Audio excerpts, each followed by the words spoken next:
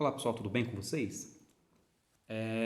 Na semana 1 e semana 2 das atividades que vocês receberam, você percebeu, se você recebeu impresso ou se você recebeu pelos meios virtuais, que a primeira atividade, vamos assim dizer, é uma dinâmica, né?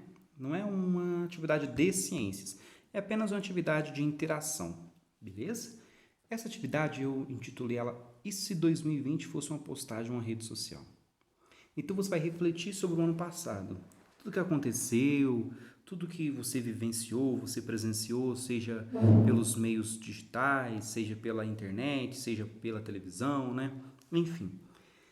E aí você vai resumir o ano de 2020 em uma única postagem. E aí tem lá a letra A. Qual seria a rede social?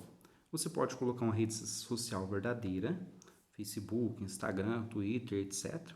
Ou você pode criar uma rede social fictícia, ou seja, você vai criar um nome para essa rede social, o que você achar melhor. Na letra B, como seria a sua postagem?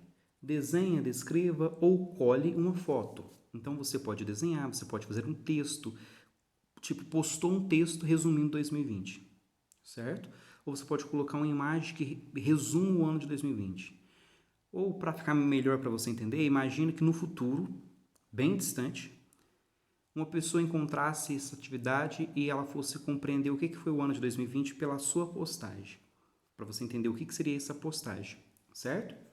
Quais hashtags você usaria, né, para essa postagem? O que você colocaria para poder chamar atenção para essa postagem? Como seriam os comentários dessa postagem? Como que você imagina que as pessoas comentariam essa postagem? Certo? Você pode colocar um comentário, você pode colocar uma resposta para esse comentário também, o que você acha melhor. Beleza?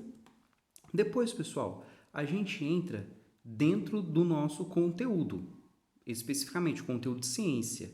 E aí a gente entra em energias renováveis e não renováveis. Primeira coisa, você tem que compreender o que é uma energia. Para você entender o que é energia, você precisa saber o que é matéria. Tudo o que existe no universo é matéria. Matéria é formada por átomos, por elementos químicos. Eu, você, o celular, o computador, um livro, certo? A sua casa, os animais da natureza, tudo isso é matéria. O que é energia? Energia é aquilo que transforma a matéria. Então, por exemplo, você pegou uma vela. A vela ocupa lugar no espaço. Tudo que ocupa lugar no espaço é matéria, certo? E aí, a vela está lá paradinha, você foi lá e colocou fogo lá no pavio e a vela vai derretendo. Se a vela está derretendo, ela não está sendo mudada, ela não está sendo transformada, modificada, digamos assim. Então a vela é matéria e o fogo é uma energia. É uma energia térmica, porque ele está modificando a matéria. Você pegou, sei lá, um objeto, um prato. O prato ele é matéria. Ele é formado por elementos químicos e ele ocupa um espaço, ele ocupa um lugar no espaço. E você deixou esse prato cair. Esse prato caiu e ele quebrou. Ele não modificou, não mudou a forma desse prato. Então, se modificou a matéria, é uma energia. Nesse caso, uma energia de movimento, uma energia de impacto. Então, a gente chama de energia mecânica. Então, existem vários tipos de energia. A energia mais utilizada pelo ser humano é a energia elétrica. Então, para eu gravar esse vídeo para você, eu preciso de energia elétrica. Para que você assista a esse vídeo, você precisa de energia elétrica. Para você tomar banho, para você assistir televisão, enfim, a gente precisa da eletricidade nos hospitais e tudo mais. Então, existem várias fontes que irão produzir essa energia elétrica para nós. Existem vários tipos de materiais que o ser humano usa para a produção de energia. Um dos principais materiais que o ser humano usa para a produção de energia, não somente elétrica necessariamente, é os combustíveis, né? Os derivados de petróleo. Então, por exemplo, para o carro se movimentar, para acontecer essa energia mecânica, ele precisa de uma outra energia, que é a energia térmica, que é a combustão, que é a queima do combustível. E o combustível, ele é derivado do petróleo. O petróleo, como você já sabe, ele foi originado, ele foi formado há milhares e milhares de anos atrás, lá num período das eras geológicas, conhecido como Carbonífero, certo? Se o petróleo leva milhões de anos para ser formado, e se um ser humano vive em média ali 60, 70 anos, certo? Então, esse ser humano vai morrer antes de formar novo petróleo. Como leva milhares de anos para formar o petróleo, a gente fala que o petróleo é uma fonte de energia não renovável, certo? Então, não renovável porque leva muito tempo para ser formado. Além do petróleo, nós temos outros exemplos.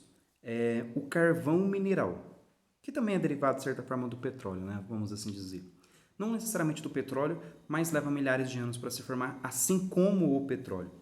O carvão mineral, você pode compreendê-lo como se fosse esse carvão vegetal. Qual que é a diferença? O carvão vegetal é esse que a gente usa na churrasqueira.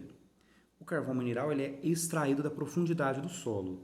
Ele é resto de fósseis que se fossilizou, seres vivos que se fossilizaram e formou pedras, né?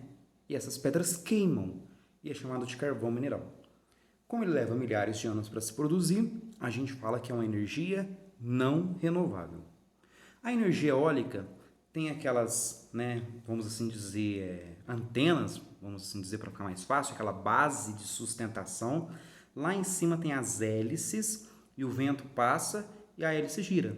E o vento vai embora e volta de novo e passa e assim vai. O vento não acaba. Se o vento não acaba, a gente fala que é uma energia renovável. As hidroelétricas ou hidrelétricas, eles vão pegar no rio, faz uma barragem, barra a água, porque tem que juntar muita água para ter pressão, para poder girar a turbina. Se você pegar uma garrafa PET, encher de água e você fazer um furo mais em cima e você fazer um furo mais embaixo, você vai ver que o furo de baixo, a água jogada vai ir muito mais longe, porque tem mais pressão.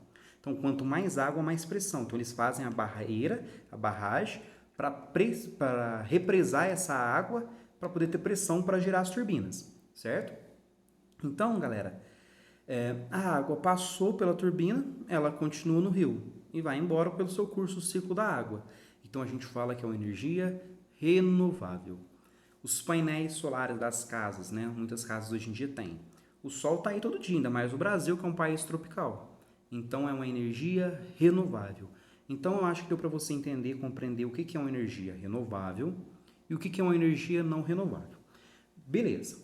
Depois que você compreendeu o que é uma energia renovável e uma energia não renovável, aí tem um textinho explicando. Ó. Existe uma crise energética no mundo.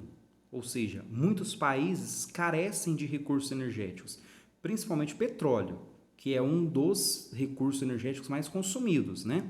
Por exemplo, se você sai um dia aí na rua, você percebe o tanto de automóveis que não tem. Imagina nas cidades grandes. Todos esses automóveis precisando de petróleo. Então, tem países que não têm de onde tirar o petróleo. Então, eles carecem desse recurso. Então, é uma crise energética. Em relação às hidrelétricas, tem países que não têm tantas bacias hidrográficas como o Brasil. Então, eles carecem desse recurso energético. Em relação à energia solar, tem países que ficam praticamente quase o ano todo sem sol. Então, eles carecem desse recurso energético. Em relação aos ventos, tem países que não têm tantos ventos. Então, eles carecem desse recurso energético. Então, analisando dessa forma, a gente pode falar que o Brasil é um país privilegiado, porque todos os tipos de recurso energético nós temos, né? Vamos lá. Essa crise se dá por conta dos combustíveis fósseis, né? Carvão, petróleo e gás. Porque eles são as principais fontes de energia. Mais de 80% da energia consumida no mundo é derivada desse tipo de energia. No Brasil, nós não percebemos isso porque nós temos muitas hidrelétricas. A nossa principal fonte de energia no Brasil são as hidrelétricas. A matriz energética brasileira é bem diversificada, ou seja, nós temos hidrelétricas, nós temos termoelétricas, nós temos energia eólica, nós temos combustíveis, né? Petrobras, por exemplo, que extrai esses combustíveis do solo. Então, a gente, né, fica na frente quanto ao uso de energias renováveis. Nós conseguimos isso. Nós somos privilegiados em bacias hidrográficas, nós somos privilegiados em radiação solar, por sermos um país tropical. No Nordeste, nós somos privilegiados pelas correntes de ar. Então, 45% em relação ao mundo. 45% da energia que nós consumimos são de fontes renováveis, enquanto que no mundo todo 14%. Em relação à matriz elétrica, agora usando a eletricidade, O Brasil utiliza apenas 1% de energia solar, apesar de ser um país tropical, então nós precisamos de maiores investimentos em relação à energia solar. 8,6% de energia eólica, ou seja, dos ventos, e 64,9% de fonte hidráulica, que são as hidrelétricas, né? Então, a nossa principal fonte de energia elétrica são as hidrelétricas. Existem vários fatores, vários tipos de usinas de geração de energia elétrica. Existem as hidrelétricas e as termoelétricas. Qual que é a diferença, pessoal? Hidro, sempre que você ouvir falar hidro, você associa com água. Então, se é uma hidroelétrica, é a eletricidade produzida a partir da água. Se é uma termoelétrica ou termoelétrica, é uma eletricidade produzida a partir do calor.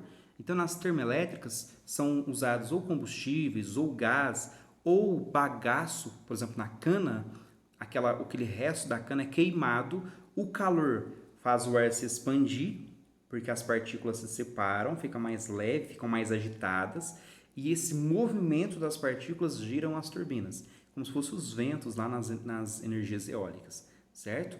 Produzindo eletricidade. Então, hidrelétrica, energia produzida pelo movimento das águas, termoelétrica, energia produzida pelo calor, certo? Depois nós vamos aqui na hora de pensar, que são os exercícios, que vai ficar para um próximo vídeo, para esse vídeo não ficar longo.